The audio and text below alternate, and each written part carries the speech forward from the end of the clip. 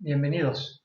Durante estas sesiones vamos a estar reflexionando sobre lo que implica la palabra alianza en la Biblia.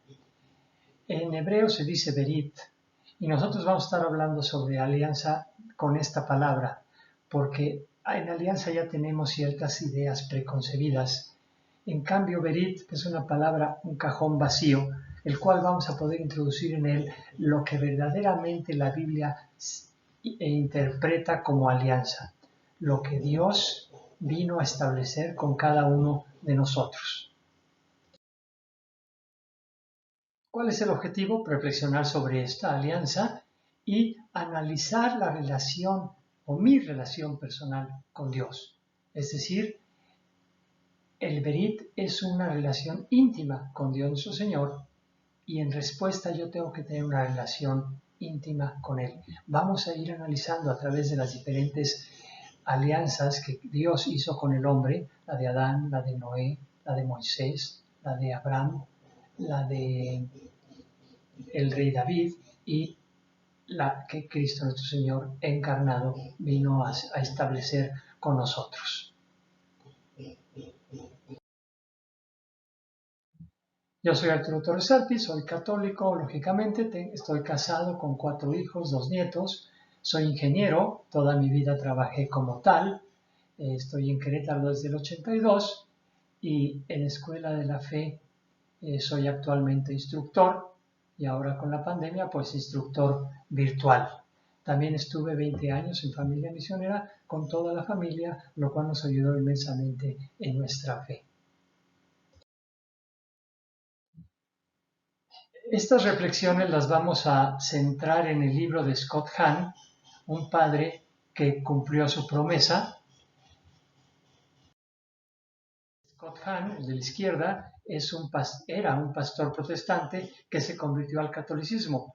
Un libro muy famoso de él es El regreso a casa o El regreso a Roma, ¿sí? Donde nos platica su conversión, cómo él se convenció de que la Iglesia Católica era la Iglesia verdadera.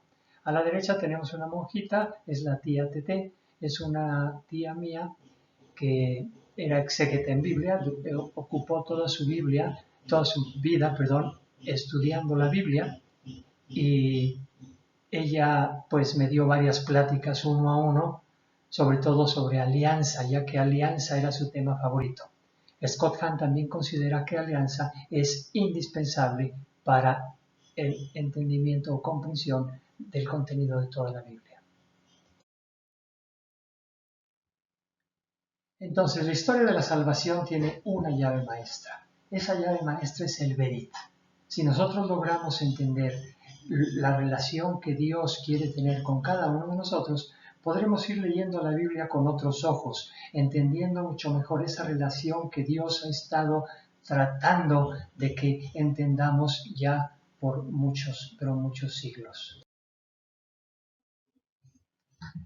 En primera, Dios se revela al hombre, es decir, el hombre, por más intentos que hiciera, lo hemos visto con los romanos, los griegos, en tratar de saber quién es Dios, quién nos creó, para qué nos creó, pues nunca lograron llegar a la dimensión amorosa del Dios que nosotros los católicos conocemos. Entonces, lo primero que pasó fue que Dios se reveló al hombre para enseñarle qué es lo que quería, para qué lo hizo y cuál debe de ser su función.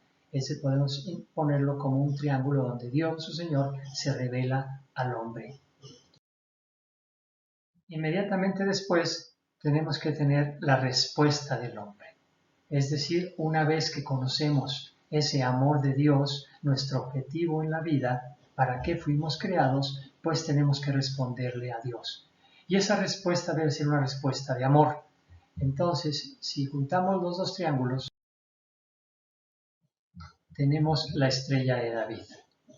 Como ustedes pueden ver, los judíos con este puro símbolo pueden entender la razón de su existencia. Dios se revela a nosotros y nosotros agradecemos a Dios. La Biblia se compone de 2 grandes partes, el Nuevo Testamento y el Antiguo Testamento. Y el Nuevo Testamento está oculto en el Antiguo y el Antiguo Testamento es revelado en el Nuevo, nos dice San Agustín. O sea, eso es sumamente importante, comprender que los dos testamentos son importantes. Debemos de conocer ambos testamentos, no solo el Nuevo Testamento, que es el que estamos más familiarizados con ellos. Los 4 evangelios sabemos cuáles son perfectamente, los Actos de los Apóstoles, las cartas también de ellos, pero el Nuevo Testamento lo tenemos un poco relegado y tenemos que llegar a conocerlo. El contenido del Génesis es maravilloso, el Éxodo no se diga con Moisés, y así nos vamos hacia la tierra prometida con Josué y Reyes y Crónicas, entendiendo la relación que Dios iba cada vez teniendo con su pueblo, cada vez una relación de mayor intimidad, una relación de mayor confianza. Toda la Biblia es inspirada por el Espíritu Santo, tanto los libros del Antiguo como los del Nuevo. Es decir, la Biblia no tiene un solo error. La Biblia está hecha por Dios y si está hecha por Dios, pues lógicamente no puede tener ningún error. Aquí tenemos los 73 libros de la Biblia. No es la tabla periódica de los elementos, pero es un resumen muy interesante de nuestra Biblia. A la izquierda tenemos el Antiguo Testamento y a la derecha tenemos el Nuevo Testamento. Nosotros vamos a ver parte del Génesis, el primer libro de la Biblia, con la primera alianza, que es la alianza de Adán, y también vamos a ver la alianza con Noé. En Éxodo vamos a ver el Berit con Moisés y después nos vamos a brincar a Reyes, Crónicas y Samuel para poder entender la alianza con David. Y por último nos pasaremos al Nuevo Testamento, los 4 evangelios, para comprender la alianza que Cristo, nuestro Señor, Dios encarnado, vino a realizar con nosotros para que nos pudiéramos salvar.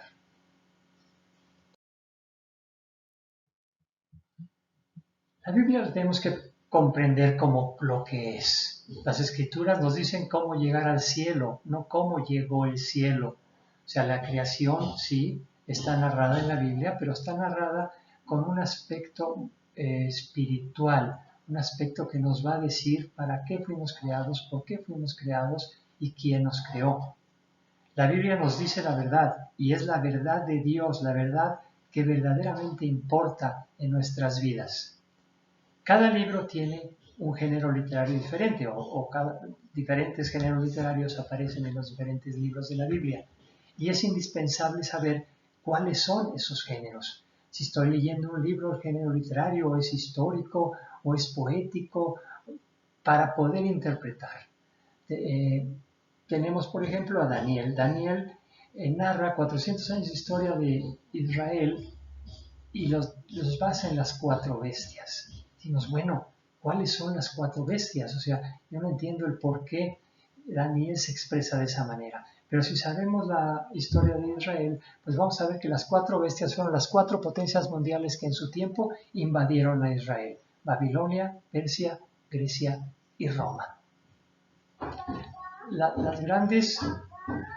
Las grandes imperios de esa época se peleaban por Israel porque era el paso que había entre Egipto y Mesopotamia. Entonces era un paso comercial, un estrecho comercial sumamente importante, donde lógicamente el que estaba dominando Israel dominaba el comercio en la zona. Es la razón por la cual Israel casi no ha tenido ningún año en paz y todo el tiempo ha tenido el pie encima de algún reino. La Biblia es la historia desde el punto de vista de Dios. Aquí tenemos una gran paradoja. Dios trabaja para que nosotros nos salvemos. En vez de que nosotros estemos haciendo hasta lo imposible por llegar a la gloria, por llegar a vivir con Dios en la vida eterna, felices, no, nosotros como que le tonteamos, le terqueamos a vivir esta vida, a quedarnos aquí con poca cosa, ¿no? Es decir, el máximo del hombre es amar y servir a Dios para poder llegar a gozar de Él en la eternidad. Pero nos quedamos con bienes intermedios y creemos que la riqueza, la comodidad, la fama, el poder es suficiente por ahora. pues tal vez sea por ahora, pero no para la vida eterna. Por eso el católico todo el tiempo nos recuerdan que no somos de este mundo y que estamos aquí para ganarnos el cielo, para poder llegar y mirar a Dios, su Señor, cara a cara, sin velos, directo, al ser perfecto, poderlo ver, admirar, convivir y regocijarnos por siempre. A esto se le llama visión beatífica y a esto estamos invitados todos y cada uno de las criaturas del Señor. Por medio de las alianzas, es la bisagra que nos abre la puerta del entendimiento a todo esto, para que verdaderamente nos convenzamos que vale la pena vivir una vida de cara a Dios, donde aquí en la tierra seremos mucho más felices y en el cielo pues infinitamente felices. Pero si no tenemos esto constantemente enfrente de nosotros, perdemos la pista, porque el mundo jala y jala muy duro. Entonces tenemos que estar preparados y el conocimiento del Perit nos va a ayudar a eso. Vamos a ver bien la maravilla de la Biblia. Si la leemos desde el punto de vista del Berit, nos vamos a dar cuenta que la Biblia tiene una unidad, nos permite ver su continuidad y también cómo Dios poco a poco se revela a sus criaturas, culminando con Jesús que le da plenitud a todo. Entonces, ¿qué vamos a tener en la Biblia? Vamos a tener una unidad, una continuidad, una revelación paulatina hasta llegar a la plenitud de los tiempos con la venida de Cristo a la tierra. ¿Qué no es un berit? Primero que nada, no es un contrato. ¿Okay? Un contrato es algo que firmo y pues veo cómo lo evado, a ver qué hago, la letra chica, casi suena a tranza un contrato, ¿no? Todos hemos firmado el contrato de Telmex y es un relajo, 2 horas de esperar para firmar un contrato para que te den un telefonito celular. O sea, es un intercambio de cosas, es algo que no tiene un gran valor. Tampoco es una promesa, porque una promesa para Dios es demasiado ligero. Dios ahora sí que tiene palabra de Dios.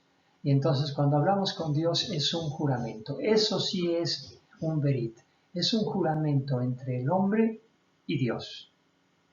Yo, hombre, te ofrezco amarte a ti sobre todas las cosas y tú, mi Dios, me amarás y verás por mí por siempre. Entonces es un juramento y un intercambio de personas. No estamos hablando ya de cosas, que las cosas son pasaderas. Lo que importa es la persona, la intimidad con Cristo nuestro Señor. Entonces, cuando yo establezco un berit con Cristo nuestro Señor, establezco una relación de intimidad con Él. Podemos recordar en los Evangelios cómo cuando Cristo invitaba a comer al cobrador de impuestos o al pecador, los fariseos se enojaban. Y dicen, bueno, pues ¿qué está comiendo? Es que la comida para los israelitas implica precisamente esa intimidad. Ellos no invitaban a comer a cualquiera de su casa, invitaban a comer a aquel con el cual tenían que tener una relación especial. Entonces, claro, cuando Cristo invita a un pecador a comer, aquellos se alarman. ¿Cómo? ¿Cristo quiere tener una intimidad con los pecadores? Claro que sí. Dios nuestro Señor quiere tener una relación de intimidad conmigo. La pregunta es, ¿quiero yo tener esa relación íntima con Dios nuestro Señor? El Berit va siendo una relación que crea familias. Eso es lo que Dios quiere de nosotros, crear una gran familia de católicos, donde todos veamos por los demás. ¿Qué es la familia? La familia es en donde perdonamos todo, comprendemos todo, vemos por el otro en todas formas. ¿Qué pasa si un hijo nuestro, por desgracia, lo meten a la cárcel? Haremos hasta lo imposible por sacarlo de la cárcel. En cambio, si meten a la cárcel a alguien que no conocemos, pues podremos decir se lo merece, etc. Pero amar verdaderamente, amamos en familia. Y es por eso que Dios en el Berit quiere una relación de familia. Yo hablaré con ellos, me moveré con ellos y seré su Dios. Y ellos serán mi pueblo. Yo seré padre para ustedes y ustedes serán hijos e hijas para mí, nos dice San Pablo en la 2 Corintios. Esto es lo que Dios quiere establecer. La intención de Dios siempre ha sido que todos los hombres y todas las mujeres creadas en el mundo lleguen a ser sus hijos. Debido a la caída y a nuestras fallas que hemos tenido a través de tantos siglos de existencia, Jesús tuvo que venir al mundo y se encarnó. Jesús, Hijo de Dios, se hizo nuestro hermano. Y entonces en ese espíritu de adopción podemos ya decirle a Dios, Abba. Abba quiere decir papá, pero no un papá que está ahí arriba, ocupado, mandón, autoridad, no. Un Dios tierno, un Dios ternura, un Dios amor, un Dios que se preocupa por sus hijos. Esa es la manera o la relación que Jesús nos invita a tener con el Padre, una relación de confianza, una relación de ternura. Benedicto XVI en su libro del Espíritu de la Liturgia, ¿sí?, nos habla precisamente sobre la alianza de amor. La creación se mueve hacia el sábado. El sábado, como sabemos, es el séptimo día, el día en donde Dios se dedicó a estar con nosotros. El sábado es el signo de la alianza entre Dios y el hombre, resume la esencia de la alianza, ¿sí? Dios quiere estar con nosotros. La creación existe para ser el lugar donde esta alianza se llevó a cabo, ¿sí? El gol de la creación es la alianza, la historia de amor de Dios y el hombre. Es decir, en la infinidad de ese amor, Dios creó todo un universo. Como que se le pasó la mano, ¿verdad? Vivimos en un sistema solar chiquitito, en un planeta chiquitito, y ahí Dios nos ama, pero nos creó todo el universo.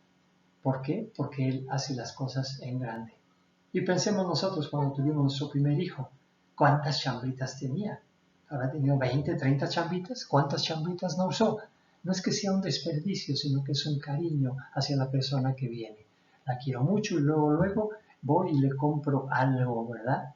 Entonces, así es lo que hizo Dios con nosotros. Nos quiere tanto que pues Él a su estilo, pues nos creó un universo y aquí vivimos en la tierra. Pero recuerden, vivimos en la tierra con un gol, con un objetivo, que es llegar a una relación amorosa e íntima con Dios nuestro Señor.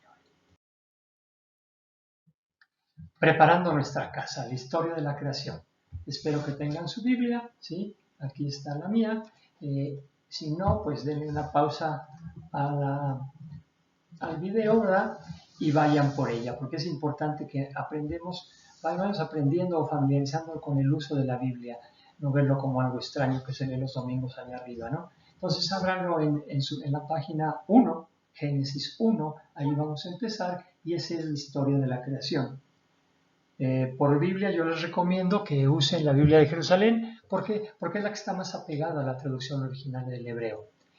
Hay otras Biblias que están como muy hechas al lenguaje común, al lenguaje que la gente entiende, pero eso le quita exactitud, le quita precisión, y si queremos interpretar palabra por palabra, pues posiblemente en esa Biblia no venga tan apegado y van a decir, bueno, aquí Arturo nos dice que la Biblia dice esto y pues no es cierto, no lo está diciendo. Entonces recuerden, hay diferentes traducciones, no pierden el significado básico de la Biblia, que es el amor, pero sí no nos permiten regocijarnos y gozar tanto de la redacción original de la Biblia. Entonces, si pueden hacerse ustedes de la Biblia de Jerusalén, sería mucho mejor. Entonces, ¿qué dice la Biblia? Que se haga y se hizo. O sea, Dios no tiene más que hablar para lograr que las cosas se hagan. Qué impresionante es el poder de la palabra. Ahí nos podemos brincar a la Biblia. La Biblia es la palabra de Dios. Entonces, qué impresionante poder tiene la Biblia, ¿verdad? Entonces, igual pasa con los sacramentos. El sacerdote, como instrumento de Cristo, dice las palabras como yo te absuelvo, yo te bautizo, esto es mi cuerpo, y automáticamente se lleva a cabo esa infusión de gracia en nuestras almas. Entonces, con la palabra basta, la palabra es sumamente poderosa para Dios. Los primeros cinco y medio días, lógicamente no son días, son épocas, cuánto tardó, no sabemos y no nos interesa, Recuerden, no somos un libro de geografía, un libro de ciencias naturales, es un libro espiritual, es un libro religioso. Pero esos 5,5 días Dios crea el universo, las plantas, los animales, y al final, ya en el 6º día, crea al hombre. Y fíjense, léanlo con cuidado, como dice al final, vio Dios que estaba bien. Y lo dice en 1.4, en 1.10, en 1.12, en 1.18, en 1.21, en 1.25, en 1.31. Es decir, en un solo capítulo repite 7 veces, vio Dios que estaba bien. ¿Qué quiere decir esto? Que Dios, todo lo que creó, lo creó bueno. El mal es el no hacer el uso apropiado que las cosas tienen. Eso es el mal. Dios no creó el mal. El mal existe en el mal uso de darle a las cosas. Entonces, Dios lo creó y vio que estaba bien. Al final del 6º día, creó al hombre. La culminación de la creación somos nosotros. Somos la gran cosa, sí, verdaderamente debemos estar conscientes de que somos la gran cosa. Nosotros, como benditos de Dios, porque ahí sí, en Génesis 1, 27, 28, solamente al hombre bendice, no bendice a las plantas, no bendice al sol, no, solamente nos bendice a nosotros porque estamos hechos a imagen y semejanza de Él. Entonces sí, efectivamente somos especiales y así nos debemos de comportar. Debemos estar conscientes de quién somos. Somos hijos de Dios. Y nuestro comportamiento debe estar acorde con esa grandeza de soy hijo de Dios. Me debo de comportar a la altura del Hijo de Dios. Juan Pablo II en todos sus libros siempre nos dice, sé quién eres y pórtate a la altura. Sé digno hijo de Dios, arriba, alto, sublime, especial. Ese debe ser nuestro comportamiento. No un comportamiento intermedio, un comportamiento tibio, no, un comportamiento de excelencia, donde verdaderamente se note que estamos llenos de la gracia de Dios y así vivimos. Después, algo curioso en el 7º día, ¿no? Nos dice, el 7º día descansó. A ver, vamos a pensar bien, ¿no? Yo siempre he sido como muy crítico, ¿no? Y dices, ay, no es cierto. ¿Cómo que el 7º día descansó? Dios no se puede cansar. Si Dios se cansara, dejaría de ser Dios. Entonces, cuando en la interpretación de la Biblia nos topamos con algo que nos parece extraño, no podemos decir, ahí está mala Biblia, no. Hay que ir a las fuentes, revisar qué quiere decir para los israelitas eso de descansó, qué nos interpretan los primeros padres sobre esta palabra, ¿no? Y efectivamente, descansó, ¿qué quiere decir? Que después de haber creado la tierra en 6 días, 6 etapas, dejó toda una etapa, todo un día libre para regocijarse con nosotros en el Edén. ¿Se imaginan? Dios hace la creación y dice, y ahora reservo el tiempo más valioso para yo estar con mis criaturas regocijándome con ellos. ¡Qué increíble! Crear algo para poder compartir. Y el día 7º cesó Dios de toda tarea que había hecho y bendijo Dios el día 7º y lo santificó. Este día santificado va a ser siempre importante en la Biblia y nosotros vamos a ver cómo el ser bendecido de generación en generación es sumamente importante. Entonces la creación es el primer testigo de la alianza que Dios irá haciendo y del gran amor que nos tiene, dice el Catecismo de la Iglesia Católica en el número 228. Entonces Dios bendijo, en ese momento hace que el universo sea un templo cósmico, es decir, toda la creación está hecha ¿para qué? Para adorar a Dios dentro de ella. Después el pueblo escogido, cuando están en el desierto, hace el tabernáculo. Tabernáculo, ahí tienen una foto, era una como cabaña que se hacía en el desierto y lógicamente era desmontable porque los israelitas iban caminando por el desierto durante esos 40 años. Pero cada noche llegaban y lo ponían y ahí era el lugar donde se adoraba a su Dios. Después ya cuando llegan a la tierra prometida, cuando establecen un reino con David, a su hijo Salomón le toca hacer el templo. Y entonces ya el templo era una cosa fija y era el edificio más importante que había en todo Israel, puesto que ahí era donde estaba Dios. El sábado está diseñado por Dios para disfrutarlo con sus criaturas, como ya lo habíamos dicho, ¿no? Dios quiere compartir con nosotros por medio de su Berit. Entonces, lo que nos tenemos que cuestionar es si verdaderamente tomamos esto en serio. Nosotros tenemos el domingo en vez del sábado. Es prácticamente lo mismo. La iglesia cambió de sábado a domingo porque el domingo es el día en donde nace nuevamente el ser, donde Cristo resucita. Entonces un nuevo nacimiento es más importante que la creación y por lo tanto festejamos nosotros el domingo, pero lo festejamos con la misma calidad, con la misma intención que lo festejan los judíos el sábado.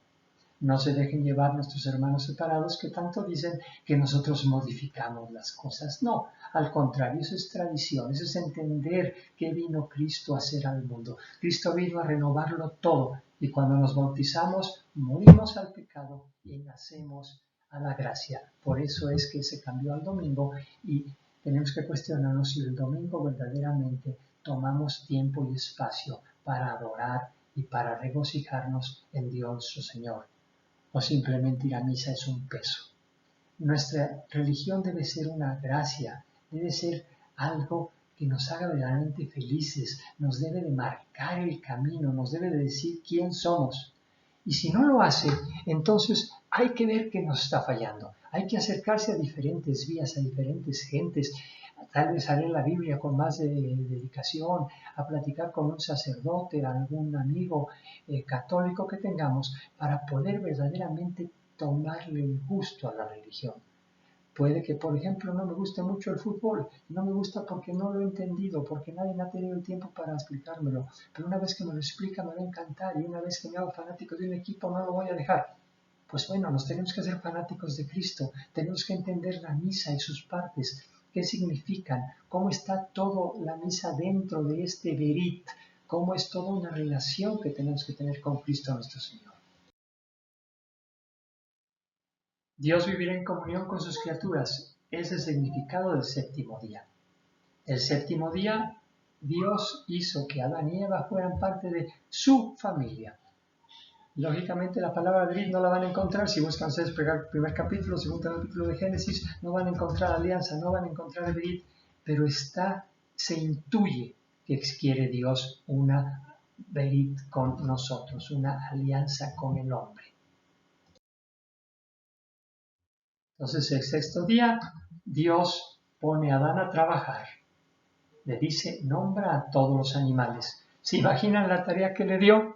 Y si Adán fue el que les puso el nombre científico, pues no creo que le haya costado una vida completa para ponerle el nombre, ¿no? Pero ¿por qué el nombre?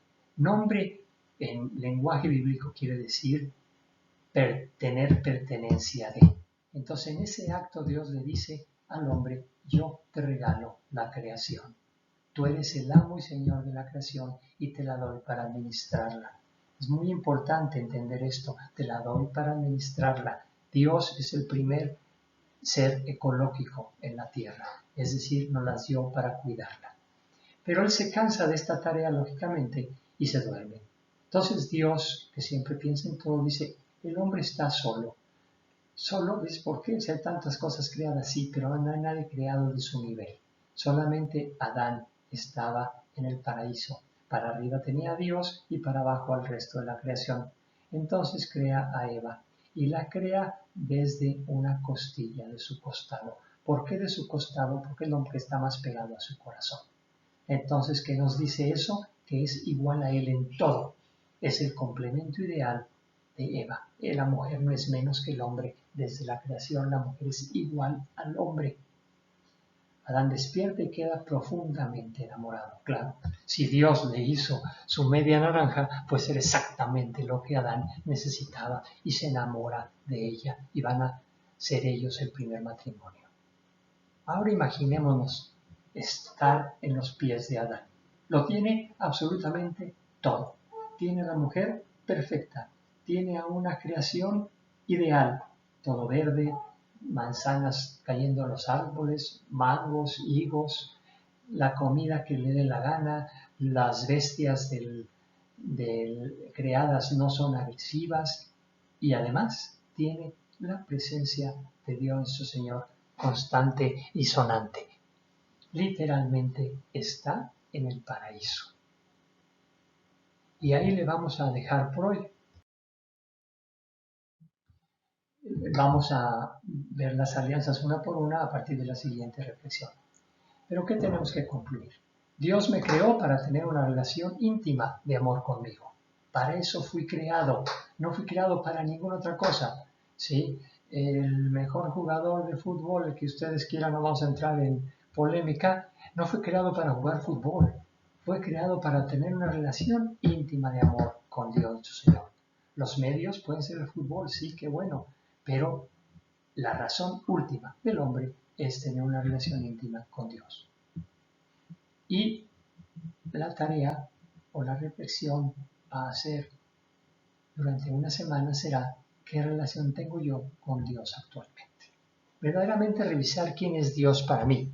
¿Es alguien al que le echo la viga porque hay pandemia? ¿Es alguien que le pido ayuda porque estoy enfermo? ¿Es un amigo con el cual cuento en todo momento? ¿Es alguien que tengo junto a mí para las buenas y las malas? Una medida que les aconsejo para ver qué tan cerca están de Cristo es cuando les pasa algo verdaderamente bueno, ¿cuánto tiempo se tardan en agradecerlo? O primero le hablan a la esposa, a los hijos, a los amigos, se van a festejar en una cena y hasta el tercer día, Dios, de veras, gracias porque me pasó esto, me diste esto o aquello. A Dios lo tenemos que tener junto a nosotros, porque si yo tengo una relación íntima, la primera persona en la que debo de pensar es en Dios, nuestro Señor. Pues muchas gracias. La próxima sección será el Berit con Adán. Y si tienen alguna pregunta, pues me lo pueden hacer por mail. Ahí tienen anotado mi mail y con mucho gusto yo trataré de contestar lo que me pregunten de la mejor manera posible. Pues hasta la siguiente charla. Muchas gracias. Hasta luego.